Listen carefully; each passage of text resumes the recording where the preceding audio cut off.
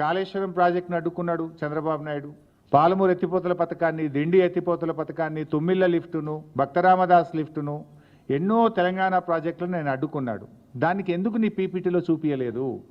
ఆంధ్రప్రదేశ్ ప్రభుత్వము మన తెలంగాణ ప్రయోజనాల్ని ఎలా దెబ్బగొట్టిందో ఒక్క ముక్కనన్న చూపించినావని నన్ను అంటే బనకచెర్ల గట్టే బాబేమో రేవంత్ రెడ్డికి బంగారమో లెక్క కనబడుతుండ్రు.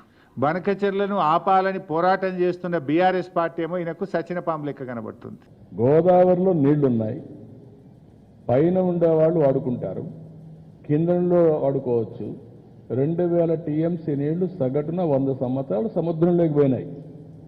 సముద్రంలోకి పోయే నీళ్లు ఒక 200 టీఎంసీ ఇక్కడ కానీ అక్కడ కానీ వాడుకుంటే రాష్ట్రాలు బాగుపడతాయి, తెలుగు కమ్యూనిటీ బాగుపడుతుంది, నీటి సమస్య పరిష్కారం అవుతుంది. ఆ విషయమే నేను పదే పదే చెప్తున్నా. ఎవ్వరికీ నష్టం లేదు.